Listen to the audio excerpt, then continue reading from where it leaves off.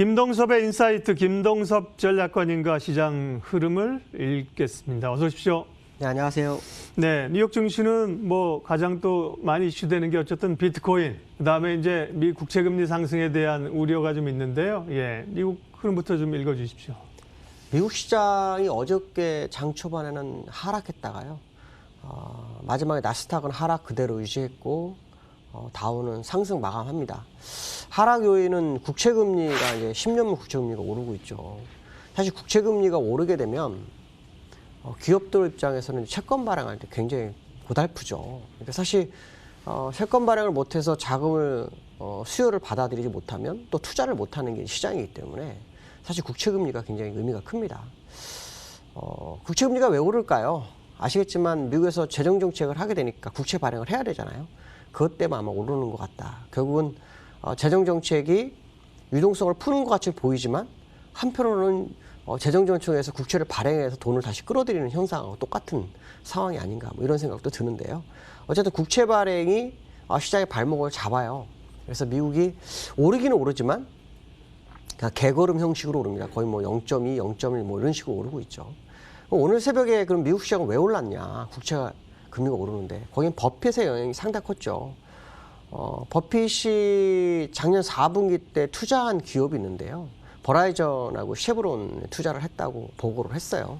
그 보고를 하면서 애플을 한 5,700만 주를 팔았더라고요. 그래서 애플하고 테슬라 이런 종목들이 주가를 좀 밀어내고 그래서 나스닥이나 S&P가 흔들리고 다우는 오히려 그 샀던 종목들이 주가를 끌어올리죠. 또 유가까지 올라가면서. 그래서 미국장 같은 경우에는 버핏의 영향이 미친 하루였다. 이렇게 해석을 좀 해볼 수 있는데요. 기술적으로 저는 사실은 굉장히 좀 부담스럽게 보는 게 현재 미국 시장이에요. 아직까지는 월봉이 완성이 안 됐어요. 월봉상으로 보면은 돌파가 되고 있어요. 이거로 보면은 정말 4,000포인트가 더 보인다. 이 생각할 수 있어요. 근데 아직도 2주가 남았다는 거 잊지 마셔야 되고요. 국채금리가 1년 내 최고치를 갱신하는데 이게 올라가는 속도가 점점 빨라질 수 있습니다. 그렇게 되면은 국채금리로 인한 시장이 하방 압력을 받을 수 있는 부분이 있어요. 그래서 그런 부분들이 되게 중요해요. 특히 그 미국 시장에서 제가 주요하게 보는 것 중에 애플이라든가 테슬라를 많이 보고 있는데요. 이 두 종목이 흔들리게 되면 시장은 상당히 부담이 됩니다. 왜냐하면 지금 유동성이 움직이면서 이 종목들을 엄청나게 끌어올렸잖아요. 그 중에서 테슬라 같은 경우에는 얼마나 끌어올렸는지 일론 머스크가 투자하는 곳까지 따라가면서 주가를 올리는 비트코인도 그래서 올라갔잖아요. 요즘 도치코인에 또 관심이 있다고 하는데 지금 그 테슬라 차트를 같이 좀 보여드리려고 합니다. 테슬라 차트를 봤더니요 깜짝 놀라게 올랐더라고요. 올랐는데 보니까 이제 꼭지를 쳤더라고요. 언제 쳤냐면은 7주 전에 꼭지를 치고 한 번 더 갔지만 다시 연장 맞고 지금 음봉으로 4개가 장대 음봉이 나왔어요. 그래서 주봉 상태의 이 모습을 보면은 테슬라가 이제 흔들리는 구간에 있구나. 그럼 나스닥이 아시겠지만 테슬라 이런 종목들이 계속 올라가고 주가를 끝없이 올렸는데 이 종목이 지금 끝나가는 과정이다라고 한다면 그럼 어떤 생각을 해봐야 될까요? 미국 시장 전체적으로 흔들 수 있죠. 그럼 이제는 나스닥이 아니라 다우 쪽에서의 움직임이 나올 수 있는데 나스닥이 흔들리면 다우도 같이 흔들릴 수 있다는 거죠. 그러니까 지금 상황에서는 어저께 버핏의 영향이 있었지만 이후에 국채금리가 또다시 시장의 움직임을 만들어가는 그런 상황일 수 있다는 생각이 들고 있고요. 애플도 하나만 같이 좀 봐드릴게요. 제가 애플 차트를 보시면 이게 주봉이잖아요. 근데 월봉을 가보면 좀 얘기가 달라요. 월봉을 보시면 이렇게 추세선을 그을 수 있고 또 여기서도 이렇게 추세선을 그을 수 있거든요. 추세선을 그으면 애플도 역시 여기서 윗골이 맞고 밀려서 장대 음봉이 나왔잖아요. 다시 올라가는데 거기서 또 윗골이 또 맞았잖아요. 그러니까 이 추세 연장선상으로 보시면 애플이나 테슬라나 나스닥을 이끌어가는 종목들이 시장에 이제 변동성을 주는 과정에 온 게 아니냐. 그렇다면 아마 다우가 이제 마지막 지표로서의 확인. 나스닥은 아마도 서서히 물릴 수 있는 공간이 마련됐다고 한다면 투자에 좀 주의를 기울여서 나쁘지 않겠다라는 생각이 많이 드는 현재 미국 시장의 모습이다라고 보시면 될 것 같고요. 두 번째로는 그 유가에 대한 얘기가 지금 상당히 중요한 것 같아요. 아시겠지만 유가가 지금 엄청나게 오르고 있는데 60불 정도 왔어요. 근데 이제 유가에 대해서는 우리가 두 가지로 해석을 해야 돼요. 물론 이제 지난번에 트럼프 때문에 마이너스 40불까지 가져가지고 공포가 오기도 했었지만 그 공포 후에 지금 일단 오른 거 저점 대비로 오르면 100불이 오른 거죠. 물론 마이너스는 의미가 없지만 갔다가 원고까지 한 100불이 오는 거예요.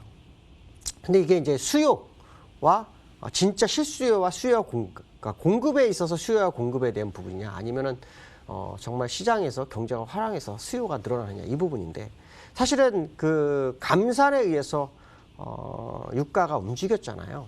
감산에 움직여서 뭐 매일 100만 배럴씩 줄여가면서 유가를 끌어올렸어요. 그러다 보니까 유가는 과거에 올라가게 되면은 경제가 성장하고 있구나 화랑이 오는구나 해가지고 유가와 주가를 같이 봤어요.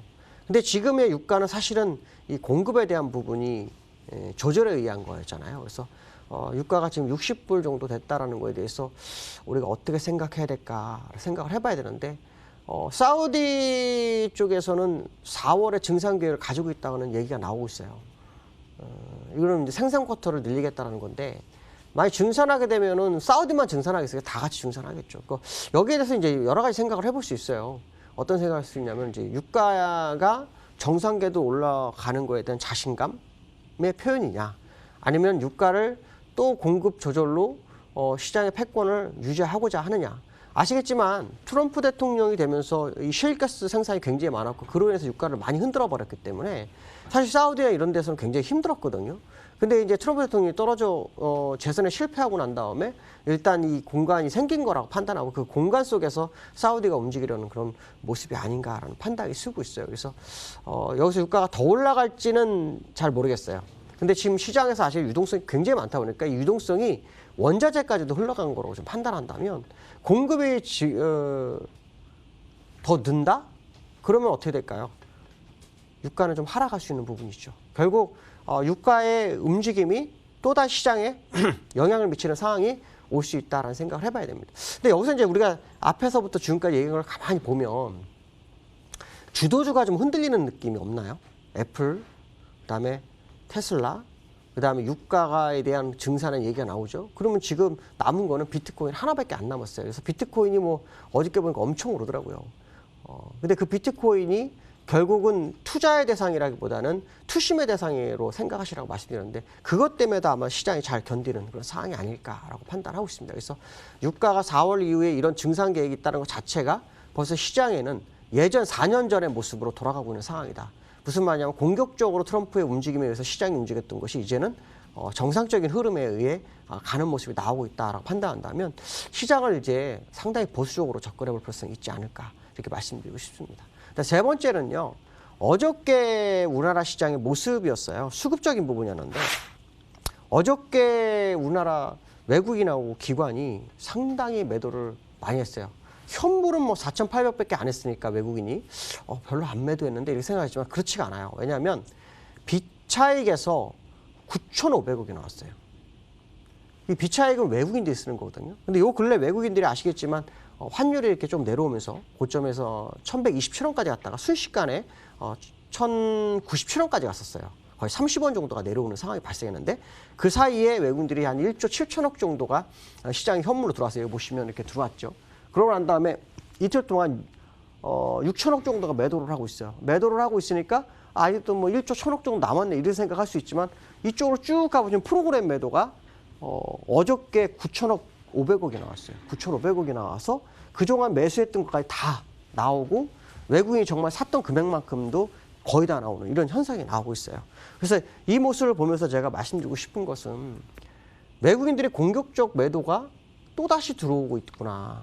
근데 이 자리가 기술적으로 굉장히 중요한 자리라는 거죠. 실제로 코스피 차트를 보시면 현재 자리에서 외국인들하고 기관이 일방적으로 매도를 하고 있고요. 뭐 좋게 얘기하면 동학 개인들이 일방적으로 매수를 하고 있어요. 28조 정도 매수를 하고 있어요. 그러니까 28조 정도 매수를 하니까 이걸 가지고 아직도 굉장히 좋은 시장으로 해석을 할 수 있는 부분이 많아요. 그런데 저는 개인들이 시장을 다 살 수는 없다고 판단하고 있어요. 아시겠지만 여기서부터도 엄청나게 많이 샀고 여기서도 한 12조 샀고 여기서도 한 1조 8천억을 샀고 여기서도 26조를 샀어요. 시장이 작년 3월 19일부터 지금까지 다음 달 19일이면 1년입니다. 1년 동안 모든 개미가 다 사는 구조로 와 있어요. 그러니까 주가를 이거를 보면서 시장에서 어떤 생각을 하냐면 매수가 엄청 크구나. 그렇기 때문에 더 많이 갈 거라는 생각을 하는 사람이 많이 늘어났어요. 지금 가만히 흐름을 보세요. 여기서 내려갔다 올리면서는 거래량이 줄어들어요. 무슨 말이냐면 매도 물량이 줄어들고 소량으로 끌어올려요. 외국인 기관이. 그러고 난 다음에 꼭지만 올라오면 대량 매도를 해요. 그래서 다시 음봉이 나와서 다시 양봉이 나올 때 되면 또 소량으로 끌어올려요. 그러나 다시 대량 매도를 해요. 이게 반복하고 있거든요. 그럼 누군가에게 시장 물건을 던져주는 그런 상황이다라고 판단을 해야 돼요. 그게 이제 개인들이 받아가는 과정이라면 상당히 좀 주의를 해야 되는 게 아니냐. 그렇기 때문에 개인들의 움직임을 가지고 주가를 횡보나 고점을 바라보기는 저는 아니라고 판단하고 있어요. 그래서 지난주 화요일, 어제 화요일이었죠? 그저께 화요일에 제가 아침에 좀 세게 말씀드렸는데 저는 3266이 꼭지일 확률이 굉장히 높다고 보고 있고요. 지금부터 만약에 하락하게 되면은 어마무시할 거라고 판단하고 있어요. 왜 그러냐면 11주 만에 1000포인트 갔다는 거 잊지 마셔야 돼요. 11주에 1000포인트 간 거는 개별 종목으로 따지면은 상한가가 10방 간 거예요. 상한가가 개별 종목 10방을 가고 나면 10방이 계속 유지되든가요? 그런 적은 거의 없으면. 요번에 게임스톱이라는 기업 보셨나요? 그 기업 다 갖다 지금 많이 바닥이 났어요. 물론 뭐 그건 특수 케이스죠. 근데 제가 이제 말씀드리고 싶은 거 뭐냐면 너무 빠른 상승은 좀 위험하지 않겠냐. 그렇기 때문에 만약에 횡보를 한다 그래도 이 자리에서 최소 6개월은 해야 될 거다라고 봐요. 정말 이 물량을 다 흡수해가지고 날려버리려면 적어도 최소 6개월 정도의 횡보를 해야지 맞지 않겠느냐. 그렇기 때문에 투자 전략은 아주 간단합니다. 3260이 정말 66이 돌파가 종가상으로 돼버리면 그리고 그게 지지만 된다면 상승을 열어도 좋습니다. 그러나 만약에 그게 아닌 상태에서 지금 개인들이 다 받아가는 그런 상황이 만약에 물량을 떠안는 상황이라면 지금은 공격적 매매는 안 하는 게 맞다. 지금 원달러가 약간 흔들리고 있으니까 이게 가짜일 거라고 생각하는데 저는 원달러를 그렇게 생각 안 하거든요.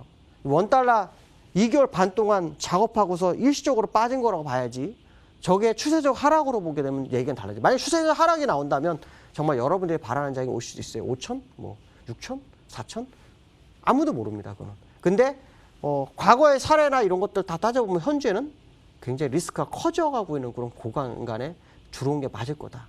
그렇기 때문에 공격적인 매매는 자제하시고 오히려 리스크 관리를 정말 크게 가져가는 것이 시장 대응이 아주 정확한 대응 전략이 아닐까 이렇게 말씀드리고 싶습니다.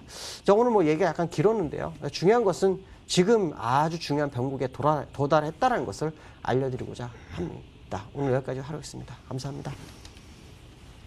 예, 고맙습니다. 김동섭 전략가님 함께했고요. 지수 한번 체크하고 마치겠습니다. 코스피가 조금 밀리네요. 예, 상승 하락을 좀 반복하는 구간에서 지금 이제 한 10시 반 넘어가면서 코스피가 20포인트 밀렸습니다. 코스닥은 4포인트 밀려서 0.4, 0.6% 정도의 조정 흐름입니다. 시장 공감텐 오늘은 여기까지 하겠습니다. 오늘도 남은 시간 시장 대응 잘하십시오. 고맙습니다.